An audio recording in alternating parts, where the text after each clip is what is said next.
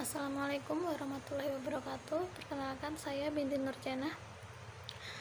Di sini saya akan mempresentasikan tugas pertemuan pertama, tugas metode penelitian.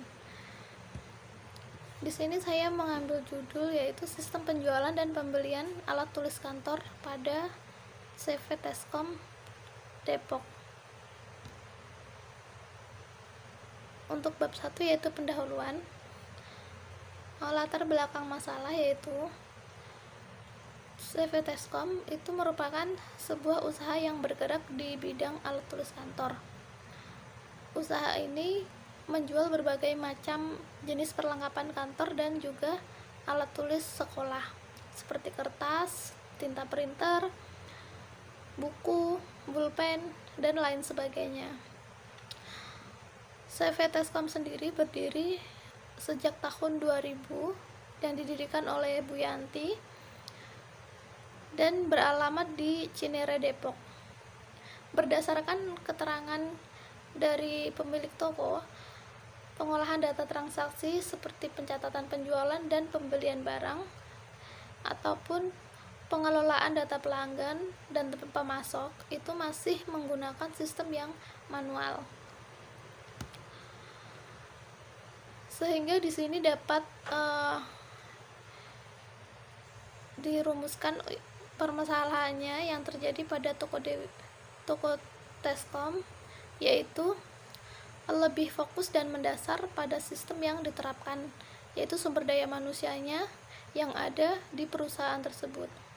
Adapun alternatif pemecahan masalah yang penulis sarankan terhadap permasalahan pokok yang dihadapi oleh CV Teskom yaitu yang pertama, menggunakan aplikasi penjualan barang agar data yang diolah lebih aman, cepat, dan dapat digunakan kembali. Nah, yang kedua yaitu meningkatkan profesionalisme tenaga kerja dengan melakukan pendidikan, pelatihan, atau seminar yang berkaitan dengan bidangnya masing-masing serta memberikan wawasan tentang teknologi informasi khususnya bagi accounting. Untuk yang ketiga yaitu apabila sudah menggunakan aplikasi, pemulihan kesalahan komplain konsumen baik itu dari pendataan nama barang yang dijual ataupun kalkulasi total penjualan dapat diatasi lebih cepat. Maksud dan tujuan penelitian tersebut yaitu yang pertama, untuk mendapatkan sistem informasi akuntansi dari toko tersebut, bagaimana sistem penjualan yang dilakukan pada CV Teskom. Nah, untuk tujuannya yaitu membuat sistem penjualan barang pada CV Teskom tersebut. Untuk metode penelitiannya dilakukan dalam pembuatan program toko dengan menggunakan metode penelitian deskriptif dengan cara menganalisis dan mengidentifikasi data yang diperoleh kemudian dianalisis dengan teori yang dipelajari. Untuk ruang lingkupnya sendiri, pada pembahasan ini terfokus pada yang pertama yaitu informasi akuntansi toko, nah yang kedua yaitu data pemasukan dan pengeluaran. Nah, di bab 2 ini untuk landasan teorinya yaitu konsep dasar sistemnya. Sistem sendiri yaitu mempunyai suatu konsep yang mendasari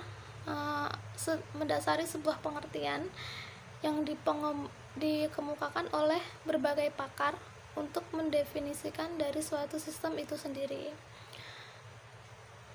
Sebelum mendefinisikan suatu sistem, pakar harus mempunyai konsep dasar untuk memperkuat pendefinisiannya. Untuk peralatan pendukung dalam penelitian ini saya menggunakan peralatan pendukung sebagai alat bantu untuk menyelesaikan pembuatan analisis sistem ini, meliputi activity diagram dengan peralatan lainnya yang membantu penulis dalam pembuatan tugas metode penelitian. Activity diagram menggambarkan workflow atau aliran kerja atau aktivitas dari sebuah sistem atau proses bisnis Diagram aktivitas juga banyak digunakan untuk hal-hal berikut. Yang pertama yaitu sebuah rancangan proses bisnis, yaitu setiap aktivitas yang digambarkan merupakan bisnis sistem yang didefinisikan. Nah, yang kedua, pengelompokan atau pengurutan tampilan dari sebuah sistem atau user interface di mana setiap aktivitas dianggap memiliki sebuah rancangan antarmuka tampilan. Nah, yang ketiga, rancangan pengujian adalah di setiap kegiatan yang dianggap memerlukan sebuah pengujian yang perlu didefinisikan kasus ujinya. Dari penelitian di atas dapat disimpulkan yang pertama yaitu menggunakan aplikasi penjualan barang agar dapat diolah lebih aman, cepat, dan dapat digunakan kembali. Nah, yang kedua yaitu meningkatkan profesionalisme tenaga kerja dengan melakukan pendidikan ataupun seminar.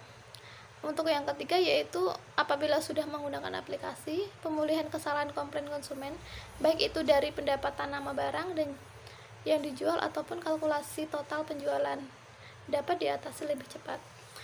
Untuk saran yang bisa saya berikan pada CV Teskom, hendaknya mengadakan pemisahan fungsi sesuai dengan teori sistem akuntansi, yaitu sebaiknya untuk di bagian packing, bagian penjualan, serta dalam pengiriman barang sebaiknya dilakukan oleh bagian pengiriman, bukannya bagian gudang. Jadi di situ ada bagian-bagian tertentu dan juga ada tugas-tugas tertentu.